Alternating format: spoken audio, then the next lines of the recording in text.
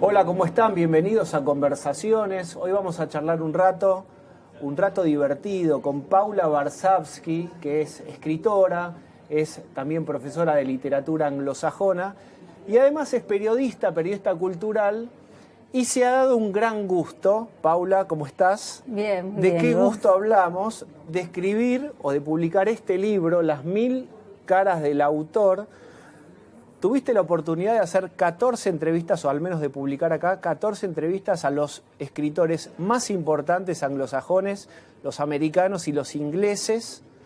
Has cumplido el sueño, no del pibe, pero sí de la piba. Es como aquel que hace crónicas, ser cronista de guerra y sobrevivir a una gran guerra. Has sobrevivido a grandes charlas con tipos muy importantes. Bienvenida acá a nuestro pequeño plato volador. Bueno, muchas gracias y gracias por la invitación. Bueno, contá, digamos, vos sos periodista cultural. ¿Cómo es que en vez de hacer las entrevistas que habitualmente vemos a escritores locales o sudamericanos, has podido llegar a gente que aparentemente no es fácil? Bueno, mira, yo creo que eso empezó casi antes de que yo naciera, porque cuando yo estaba por nacer, mis padres vivían en Londres. O sea que mi madre pasó el embarazo allí y volvió acá 2 meses antes que yo naciera. Así que ya esa cultura estuvo en mí desde antes de nacer. Mis 2 padres habían vivido en Estados Unidos y en Inglaterra y después, bueno, o sea, yo de chica aprendí bastante inglés y después cuando yo tenía 13 años tuvimos que emigrar a Estados Unidos con mi papá porque era el proceso. Y porque tu papá, también contemos, fue un físico muy importante, Carlos Varsavsky, astrónomo, ¿no? O sí, astrofísico. Astrofísico, sí. Que fue uno de los que hizo uno de los telescopios más grandes de Sudamérica en su momento. Estamos hablando de los años 50, 60, ¿verdad? Sí, 60 y pico. Porque toda la década del 50 él vivió en Estados Unidos. Y de ahí es que vos pasaste gran parte de tu tiempo en Estados Unidos, también en Inglaterra, y sumergida en el idioma inglés. ¿No te resulta tan ajeno ese mundo? Claro, tal cual. Y yo empecé a ir a Estados Unidos por ahí por periodos un poco largos, a Boston, cuando tenía 12 años. Y entonces ya ahí encontré las enormes, gigantes diferencias entre lo que era la Argentina, y ni que hablar cuando fue el proceso, lo que era Buenos Aires y Nueva York. Bueno, Nueva York era en la fines de la década del 70, cuando nosotros estuvimos allá, yo tenía 13 años, 14 años, era una de las ciudades más libres del mundo. Y la Argentina, lamentablemente, era un país nada libre y con un gobierno de facto. Entonces las diferencias en todo, desde lo que veías en la calle, yo me acuerdo a los 14 años haber visto en Washington Square un homosexual vestido de hada andando en patines. Y era algo impensable que en Buenos Aires pudiera suceder eso. Esa persona no llegaba a sacar un pie de su casa. Tuvieron que pasar 40 años. Claro. Entonces eran 2 mundos tan distintos que para mí siempre la cuestión fue cómo contarle, en aquella época era cómo contarle a mis amigos de allá cómo es la Argentina, de la cual lo único que supieron en un momento, me acuerdo, fue sobre el Mundial de Fútbol. Sí, mis claro. amigos del colegio de allá se enteraron que, bueno, que existía, que la Argentina había ganado, qué sé yo. Y después cuando venía acá era cómo contarle a mis amigos de acá cómo era la vida allá. Entonces yo creo que desde aquel momento yo empecé a entender cómo contar de una manera sintética y comprensible cómo era ese mundo y cómo era este mundo. Que no es solo traducir, sino que se puedan comprender lo que está sintiendo alguien que viene de una cultura diferente, y además la cultura sajona, con las enormes diferencias que hay, que en alguna de las entrevistas, ahora lo vamos a comentar, queda explicitado. ¿A quién entrevistaste en Las 1000 caras del autor? 3, 4 autores, hay 14, muchos, pero... Bueno, te digo algunos que se han leído mucho acá. David Lodge es un autor que, bueno, su novela Terapia, por ejemplo, es una novela muy conocida. Sí, señor, hemos leído Terapia, también es un humorista, un guionista inglés de humor muy refinado. Sí. Lo has ido a ver a su propia casa incluso también, ¿no? Bueno, a él lo vi, él vive en Birmingham y tiene también un departamento en Londres. Lo vi en Londres, lo vi en Cambridge y lo vi en Buenos Aires cuando vino también. Hablemos de un minuto de Lodge, Sí. ¿no? Porque vos decís algo muy fuerte, que es te vas a buscar a alguien que es una especie de héroe literario tuyo y te encontrás con un señor tal vez desalineado, ya grande, medio sordo de un oído, medio desangelado, ¿no? Como, y tenés una frase acá que la voy a, perdón que lea, pero es muy linda, que vos decís: Lodge, el comediante, florecía en sus libros, pero no en persona. ¿Te pasó eso? Es fuertísima esa frase. Sí, es así. Y además toda la gente me pregunta, como él tiene tanto humor, y ese humor inglés, yo me he reído, pero reído a carcajadas leyendo novelas de él. Entonces uno se imagina que va a ser alguien como que mínimamente va a hacer chistes, y es todo lo contrario, es muy serio.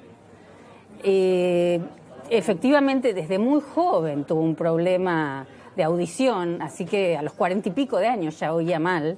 Y yo lo conocí cuando tendría 60 y algo, 62, no era tan grande, pero oía mal.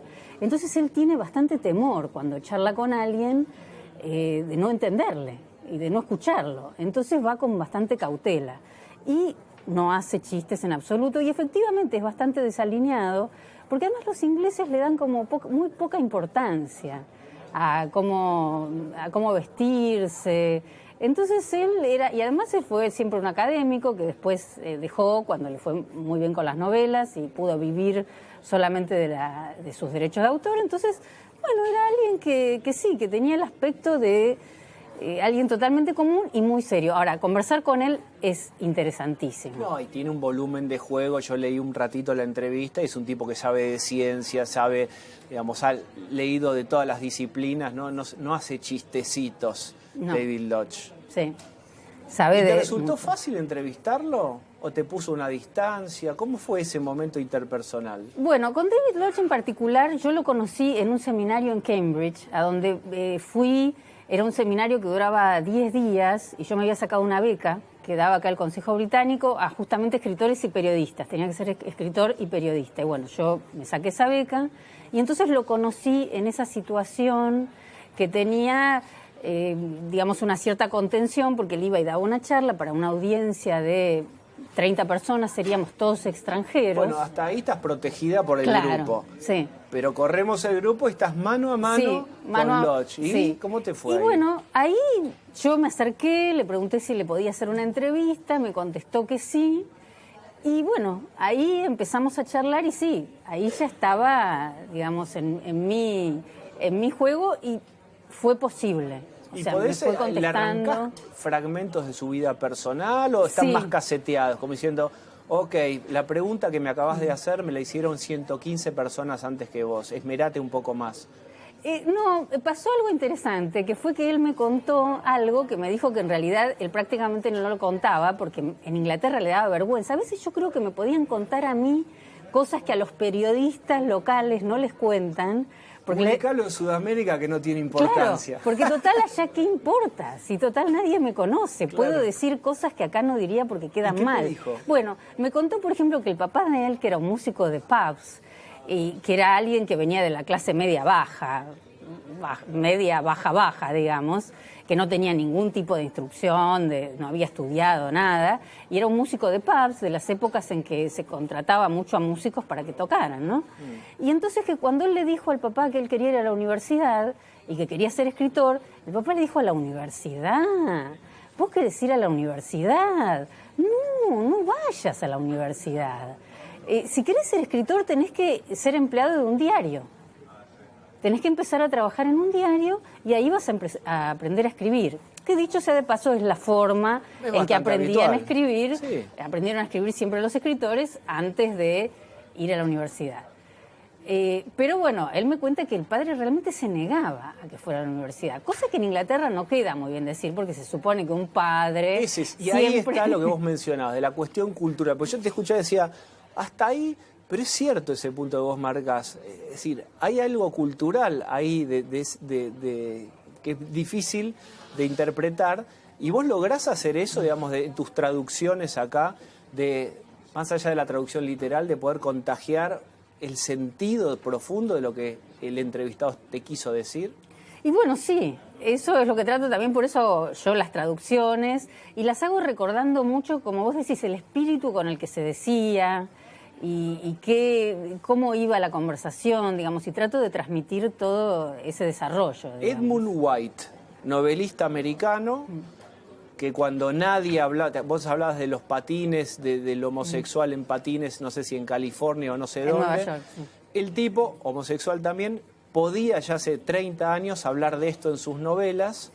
Sí, 30 o 40, fue uno de los primeros en Estados, ahora tiene 70 y algo. Tipos grandes, muy Sí. consagrados, que he leído por ahí que viene de una familia complicada, de una atmósfera medio incestuosa, donde la madre estaba atraída por él y él por el padre. ¿Cómo fue a hablar con este personaje? Bueno, él es alguien que también al principio fue un poco más distante, digamos, y después me terminó contando de su vida, de todo, digamos. Realmente eso es interesante de los anglosajones. Cuando te cuentan, sacan los trapitos al sol, no están tapando. ¿Vos creés? Y entonces Sí. vamos con esta pregunta entrelazada. Periodista cultural en Argentina hacia autores argentinos o sudamericanos. Periodista argentina, pero con proyección a autores anglosajones. ¿Cuál es la diferencia? ¿O las cosas más marcadas que vos viste? Bueno, esto que te digo que sacan los trapitos, o sea, si lográs confianza, Sí. si lográs confianza con un anglosajón, te pueden contar cosas que por ahí acá, escritores de acá no te contarían, sobre todo de la familia. ¿Por qué no te cuentan acá?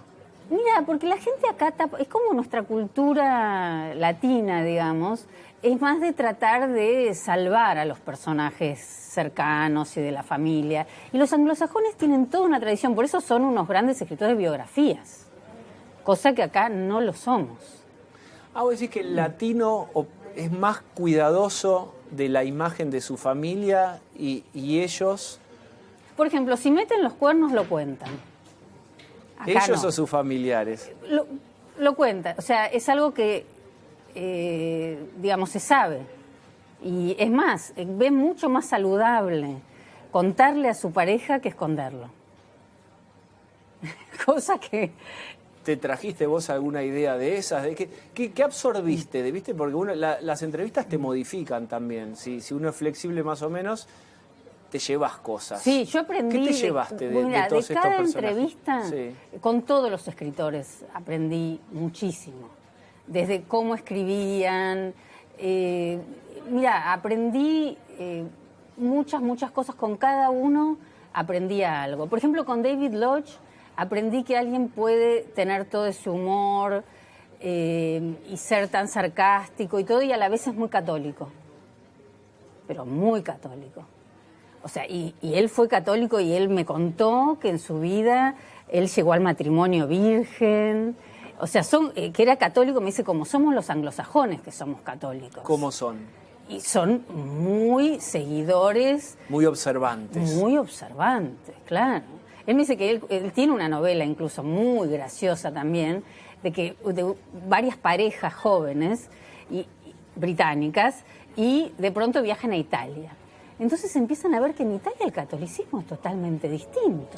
Que el conde tenía un amante, que, digamos... A la italiana. A la italiana, claro. Y él me dice, nosotros es un problema acá ser católico, porque somos tan estrictos que lo seguimos tal cual es y no nos damos ningún tipo de licencia. No somos como los italianos lo viven de completamente otra manera. ¿Quién te quedó que vos digas, porque has cumplido el sueño tuyo, porque además son autores muy leídos por vos, digamos? ¿Quién te quedó para entrevistar? Que tengas en la mira y decir, si puedo, voy a hacer el intento de entrevistar a... Bueno, varios. Julian Barnes, Ian McEwan, Antonia Bayat. Philip Roth es un autor, ahora ya está muy grande, pero es un autor que siempre me hubiera gustado entrevistar también. Te propongo una entrevista en vivo. En un pequeño ejercicio disociativo, Paula Varsavsky, la periodista, va a hacerle una pregunta o tal vez dos a Paula Varsavsky, escritora, porque vos has escrito Nadie alzaba la voz en el año 94 y el resto de su vida en 2007. Acción.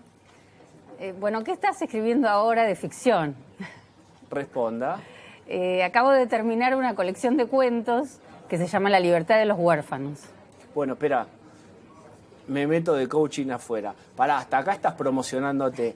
Preguntale en serio, usá el cuchillo, preguntale algo en serio a Warshawski, dale. Nadie alzaba la voz, pregunta que me hicieron. ¿Está basada en tu vida? Sí. Bueno, sí, tiene muchas partes que están basadas en mi vida. De todas formas, armé un personaje. Protector. Sí, y también un personaje que tiene su propia lógica. Eso es lo que yo fui viendo con el tiempo, digamos. ¿Qué le falta? Ahora yo ayudo con una pregunta. ¿Qué le falta o qué le agregarías a esa escritora, Paula Warshawski? Porque vos tenés dos presentaciones públicas, la escritora y la periodista. ¿Cuál querés empujar más de las dos? Más al escenario todavía. Y con esto cerramos. Bueno, a mí ¿Qué querés ser cuando seas grande? Siempre quise ser escritora. Lo que pasa es que vinieron de la mano, porque en cuanto empecé a escribir, también me gustó saber qué hacían otros escritores. O sea, yo soy una periodista desde el lugar de ser una escritora, de ser una colega que le gusta y que es muy curiosa de cómo escriben los demás. Por ese motivo van bastante de la mano. A mí la que más me gusta es la escritora. Está muy bien. Paula, gracias por esta charla, por esta conversación, y vamos a leer los que nos quedan, ya he leído varios, de las 1000 caras del autor. Gracias a ustedes por esta conversación.